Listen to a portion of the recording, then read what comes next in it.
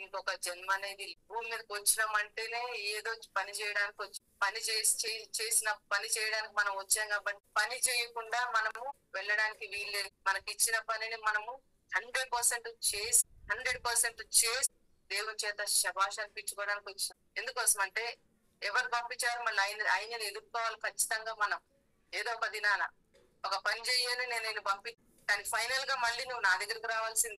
ఎందుకంటే అది చేసినవా లేదా, సగం చేసినవా, మొత్తం చేసినవా అనేది నువ్వు నా దగ్గరకు వచ్చి చెప్పాలి.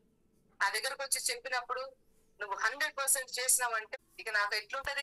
ఇక నేను నీ విషయంలో ఇక నేను ఇంకొంచెం ఎక్సైట్ అయిపోతాను. నీకు ఒక్క వంతు ఇవ్వాల్సిన దాన్ని ఇంకా నేను ఎక్కువ ఇస్తాను. ఎందుకోసం అంటే నేను చెప్పిన దాన్ని అంతకంటే ఎక్కువగా నువ్వు చేస్తావు కాబట్టి.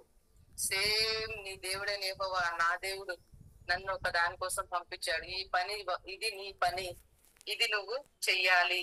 ఇందుకోసమే నేను నిన్ను భూమి మీదకి పంపిస్తున్నా, ఇందుకోసమే నేను అభిషేకించిన, ఇందుకోసమే నేను నీకు ఈ అన్య భాషలు ఇచ్చిన, ఇందుకే నేను నీకు 9 gifts ఇచ్చిన అని దేవుడు మన పని చేయడానికి కావాల్సిన ఎబిలిటీని రిలీజ్ చేశాడు. ఇక మన వంతుగా వాటిని మనము యూజ్ చేయాలి, వాటిని మనము ఆపరేట్ చేయాలి.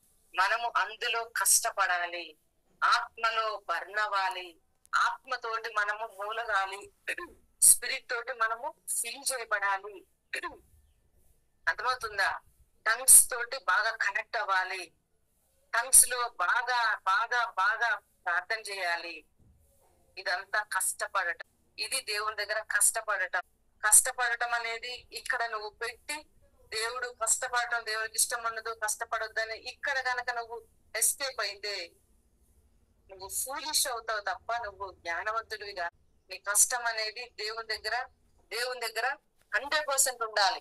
నువ్వు ఎంత కష్టపడితే అంతగా దేవుడు తన లివింగ్ పవర్ ని నీకు రిలీజ్ చేస్తాడు, ఆయన గ్లోరీని నీకు రిలీజ్ చేస్తాడు. ఆయన ఏంజల్స్ తోటి నువ్వు కనెక్ట్ అవుతావు. ఆయన హెవెన్లీ నువ్వు ఆ విజన్స్ అనేవి నీకు అనుగ్రహించబడతాయి. ఇవన్నీ కష్టపడినప్పుడు వస్తాయి. ఇవన్నీ ఆటోమేటిక్ గా రావు, రెడీమేడ్ గా రావు.